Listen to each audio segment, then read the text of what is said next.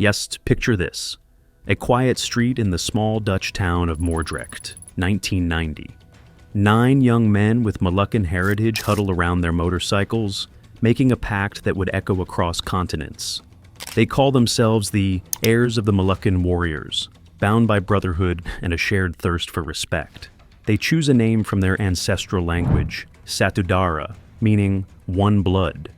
None of them could have imagined that within 3 decades their black and yellow colors would become synonymous with terror across Europe, that their humble motorcycle club would spark international manhunts, government bans, and a betrayal so devastating it would destroy everything they built. This is the chilling story of Satudarah MC, how 9 friends conquered Europe's criminal underworld, and how it all came crashing down in the most spectacular fashion imaginable. Chapter 1. The Birth of One Blood. The year was 1990, and the Netherlands was a different place. In the modest Moluccan neighborhood of Moordrecht, South Holland, 9 young men were searching for something: identity, respect, brotherhood. Their families had fled the former Dutch colony of the Moluccas, those remote Indonesian islands where their ancestors once fought as fearsome warriors. These 9 friends shared more than just heritage. They had a passion for motorcycles and a burning desire to prove themselves in a society that often overlooked them. They called themselves the heirs of the Moluccan warriors, and when they designed their logo, they placed an all-4 warrior, a symbol of their proud fighting tradition, at its center. The name they chose was profound: Satudarah, one blood in Indonesian Malay. Their colors would be black and yellow, representing the duality of their identity: Indonesian heritage and Dutch reality. But this wasn't just another weekend riding club. From the very beginning, Satudarah was different. While established motorcycle clubs like the Hells Angels maintained strict racial barriers, these young Moluccan men made a revolutionary decision. Satudarah would be multicultural. Anyone could earn their patch: Moluccans, Dutch nationals, Turkish immigrants, Surinamese, as long as they proved their loyalty and were willing to embrace the brotherhood. What they couldn't have anticipated was that this inclusivity would become both their greatest strength and their ultimate weakness. The early years were relatively quiet. Satudarah grew slowly but steadily throughout the Netherlands, establishing chapters in major cities and building a reputation for fierce loyalty and uncompromising brotherhood. But beneath the surface, something darker was growing. The violence that would eventually define them was already taking root. By the late 1990s, whispers began circulating in Dutch law enforcement circles. This wasn't just another motorcycle club. These were serious players in the criminal underworld. Members were being linked to drug trafficking, extortion, and increasingly violent confrontations with rival clubs. Chapter 2. Entering the Council of Power. As Satudarah grew in influence, they achieved something remarkable: acceptance into the inner circle of Dutch motorcycle club power. In 1996, the Netherlands had established something called the Council of 8, a consultative body that included all major motorcycle clubs in the country. The Council of 8 was intended to promote good understanding between the clubs, prevent territorial disputes, and maintain peace in the Dutch biker scene. It included the heavyweight clubs, Hells Angels, Bandidos, and 5 others. Having a seat at this table meant you were recognized as a legitimate force in the outlaw motorcycle world. For many years, Satudarah MC was part of this exclusive council. They sent 2 delegates to meetings, participated in discussions about territory and protocol, and helped decide which clubs could call themselves MC and wear the coveted 3-piece patch that signified outlaw status. But this period of stability was deceptive. Behind the diplomatic facade, tensions were building. Satudarah's multicultural approach was causing friction with more traditional clubs. Their rapid growth was making other organizations nervous, and their increasing involvement in serious criminal activities was drawing unwanted attention from law enforcement. The founder, known as Mima, would later describe this period: at the peak, we had 1,200 to 1,500 members in the Netherlands, in 40 chapters. Then you don't know everyone anymore. The brotherhood that had started with 9 friends in Moordrecht was becoming an unwieldy criminal empire. The cracks began to show in the club's internal discipline. Incorrectly executed bad standings, expulsions from the club, became increasingly violent. Not only were expelled members fined €5,000 as per club rules, but their motorcycles and cars were stolen. Rumors circulated of even more horrific punishments, including forced removal of club tattoos using what witnesses called the cheese slicer method. The violence was spiraling out of control, and Satudarah's leadership was losing grip on their expanding empire. Chapter 3: The Fatal Betrayal. In early 2011, everything changed. Satudarah MC was expelled from the Council of Eight. The reason would prove to be prophetic.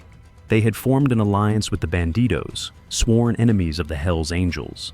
As Mima later explained, we had met the Bandidos. They were not on good terms with the Hells Angels, then the largest club in the Netherlands. They forbade us from having contact with the Bandidos. But we won't let that be imposed on us. We talk to whoever we want. This defiance would cost them everything. Their expulsion from the Council of Eight marked the beginning of the end for Satudarah's legitimacy in the Dutch motorcycle world. Worse, it left them isolated and vulnerable at the exact moment they were planning their most ambitious expansion ever. In the summer of 2011, Satudarah appeared frequently in Dutch news because motorcycle events in the Netherlands were called off out of fear that they would be used to fight a feud between the Dutch chapter of the Hells Angels and Satudarah. The feared motorcycle war never materialized, but the damage was done. Satudarah was now seen as a destabilizing force. It was during this period of isolation that they made the fateful decision to look beyond the Netherlands for expansion. If they couldn't dominate the Dutch scene, they would conquer Europe instead. Chapter 4: The European Conquest begins. The year 2012 marked the beginning of Satudarah's explosive European expansion. Their first target was Belgium, where they established Satudarah Belgium District 9 in Antwerp, directly challenging the Belgian chapter of the Hells Angels. Dutch journalist Robert Baas warned of the danger. The relationship between Satudarah and the Hells Angels is fraught with tension. Satudarah gets on well with the Bandidos, the sworn enemies of the Hells Angels. They were importing their conflicts from the Netherlands and spreading them across Europe. But the real breakthrough came in Germany. On June 3, 2012, something unprecedented occurred in the world of outlaw motorcycle clubs. The entire 20-member Brotherhood Clowntown Motorcycle Club in Duisburg-Rheinhausen switched their patches to Satudarah. The first chapter on German soil was celebrated with 250 people. The man orchestrating this historic defection was Yildiray Kaimaz, known by his alias Ali Osman. A former French Foreign Legion soldier turned welder, Osman commanded respect and fear in equal measure. He wasn't just joining Satudarah, he was delivering an entire established club. Osman wasted no time in making his intentions clear. He publicly declared war on the German Hells Angels, boldly stating that soon there would be no Hells Angels left in Duisburg, just like what had happened in parts of the Netherlands. This wasn't subtle diplomacy. This was an open challenge to the established order. The expansion continued at breakneck speed. Sweden fell next, with chapters establishing themselves despite immediate friction with local Hells Angels. Norway followed in 2014, when former members of the Gladiators MC patched over to Satudarah.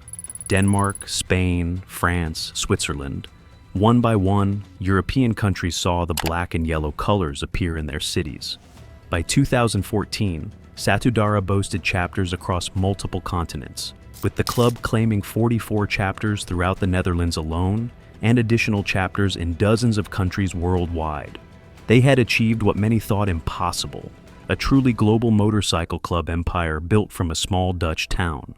But empires built on violence carry the seeds of their own destruction, and the European expansion was about to turn into a nightmare. Chapter 5: Germany. The first crack in the empire. The trouble in Germany started almost immediately.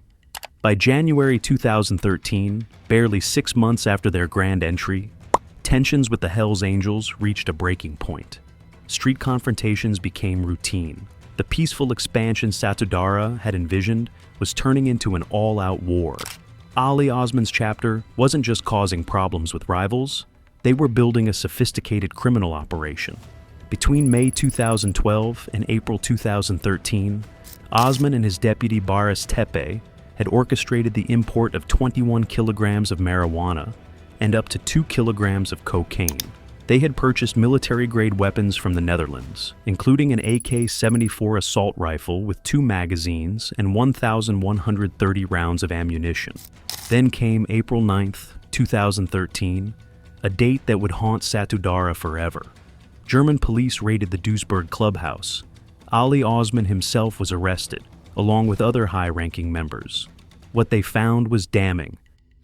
Evidence of massive drug trafficking operations, weapons smuggling, and detailed plans for violent retaliation against rivals. The charges were staggering. This wasn't just motorcycle club rivalry. This was serious organized crime operating under the cover of brotherhood. German authorities realized they weren't dealing with ordinary bikers, but with a sophisticated criminal organization that posed a genuine threat to public safety.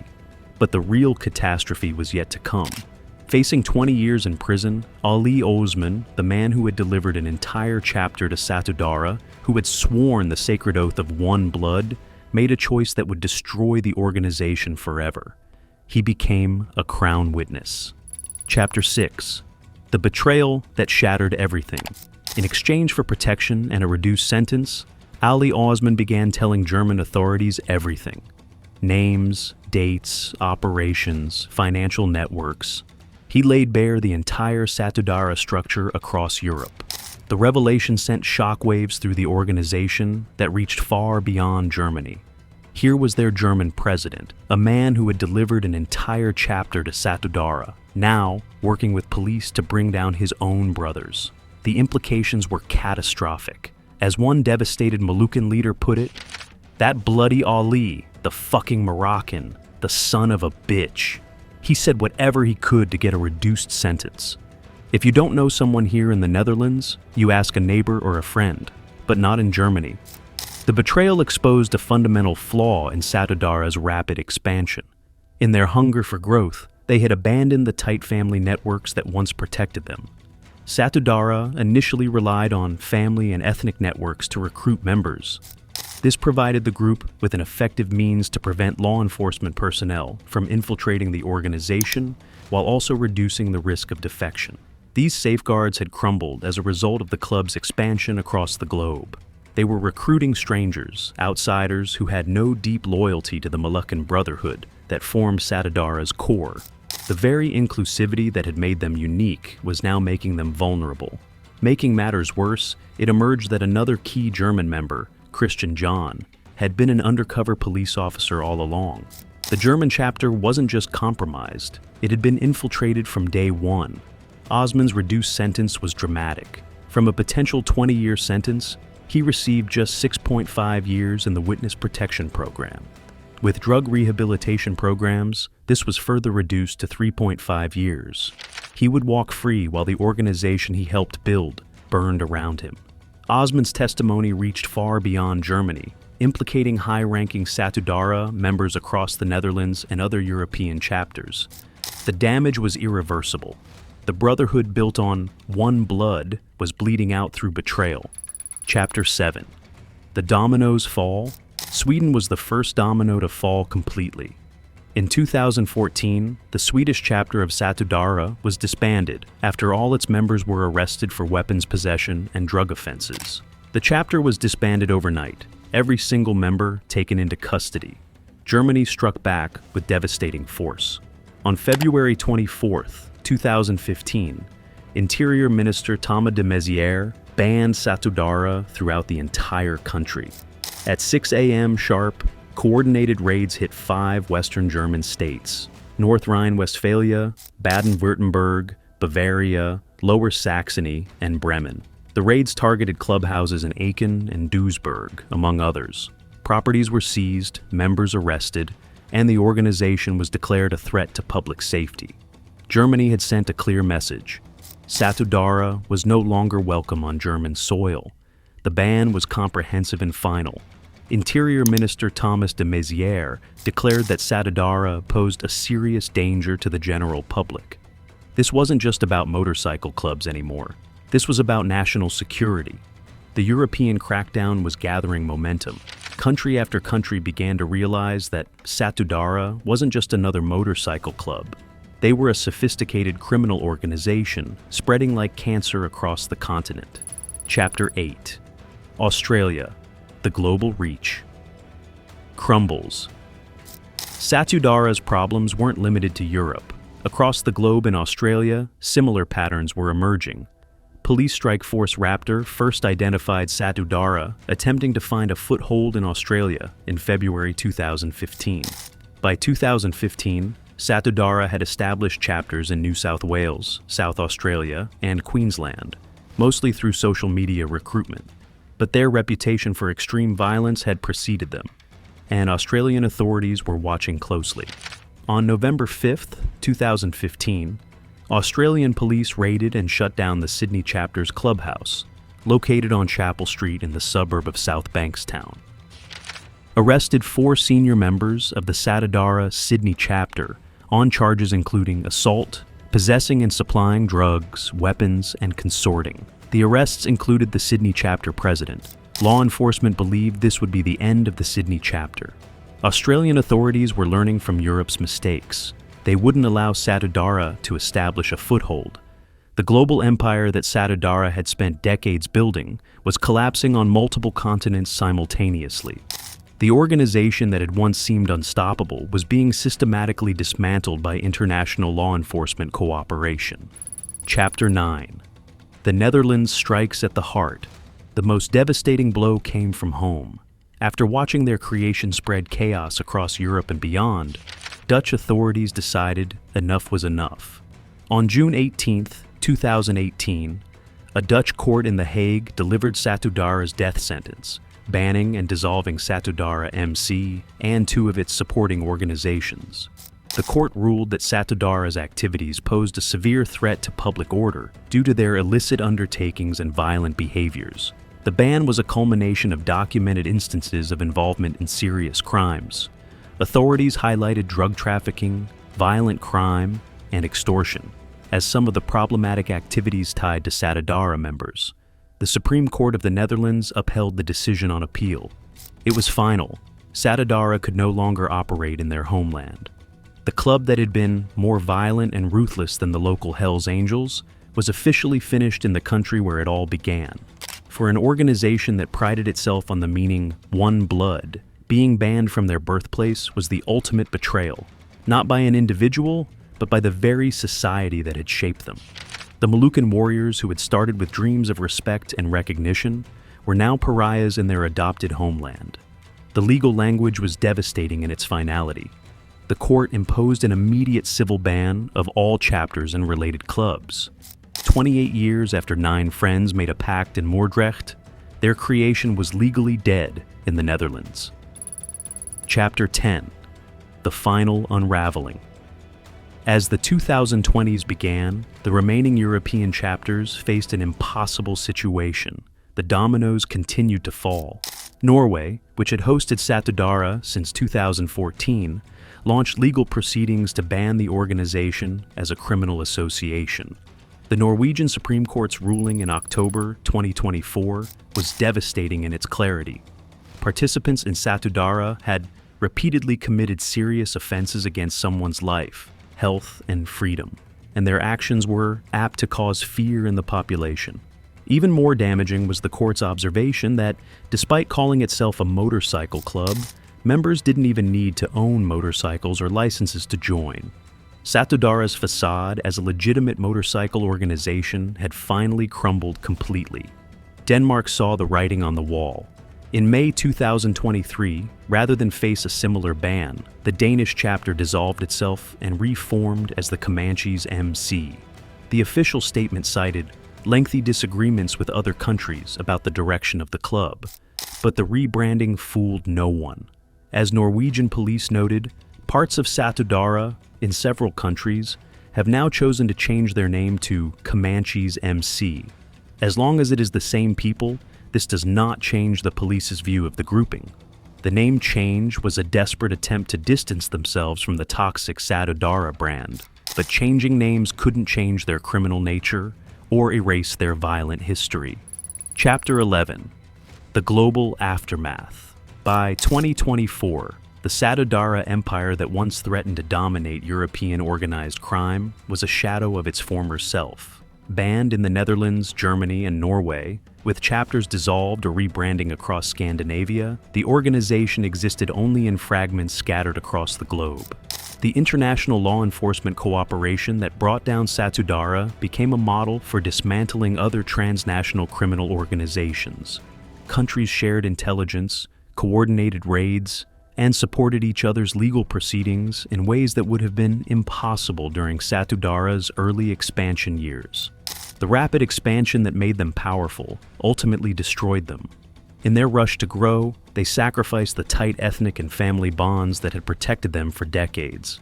They recruited strangers who betrayed them, trusted outsiders who sold them out, and spread themselves so thin that authorities could systematically dismantle them, piece by piece. Ali Osman, the man whose betrayal began their downfall, served just 3.5 years, thanks to witness protection and drug rehabilitation programs. He walked free while the organization he helped build burned around him, a living symbol of how betrayal can destroy even the most powerful criminal empires. The global reach that Satudarah had achieved, with chapters spanning from Europe to Australia, from North America to Southeast Asia, became their weakness. The more countries they operated in, the more legal systems they had to contend with, the more law enforcement agencies that could target them. Epilogue. The Price of Empire. The Moluccan brothers who started Satudarah in 1990 could never have imagined this ending. They built their club on the principle of one blood, absolute loyalty among brothers. But in the end, that very blood was spilled by those who had sworn to protect it. The European takeover that was supposed to establish Satudarah as a dominant force instead became their obituary. The 9 friends who dreamed of respect and recognition for their Moluccan heritage watched their creation become synonymous with betrayal, violence, and criminal enterprise. Sometimes the price of empire isn't just what you sacrifice to build it, it's everything you lose when it falls. In the criminal underworld, there are no permanent victories, only temporary kingdoms built on foundations of violence, betrayal, and blood. And when those foundations crack, everything comes crashing down. The multicultural vision that made Satudarah unique, welcoming brothers of all backgrounds under the banner of one blood, ultimately made them vulnerable. When you expand too fast, when you trust too easily, when you prioritize growth over genuine brotherhood, you create the conditions for your own destruction. Satudarah's legacy lives on in court documents, police files, and the memories of those who watched one of the most ambitious criminal expansions in motorcycle club history unravel before their eyes. Their rise and fall serves as a cautionary tale about the dangers of rapid expansion, the importance of loyalty, and the devastating power of betrayal. The reign of Satudarah MC in Europe is over. What began with 9 friends and their motorcycles in a small Dutch town ended with international manhunts, government bans, and the systematic destruction of everything they built. One blood became no blood. The empire fell. The reckoning was complete. In the end, the heirs of the Moluccan warriors learned the hardest lesson of all. In the criminal underworld, the greatest threat often comes not from your enemies, but from those you trust the most.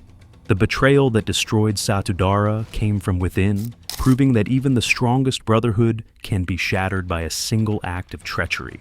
The story of Satudarah's European takeover and collapse stands as one of the most dramatic rises and falls in the history of organized crime, a tale of ambition, betrayal, and the ultimate price of empire in the modern criminal underworld.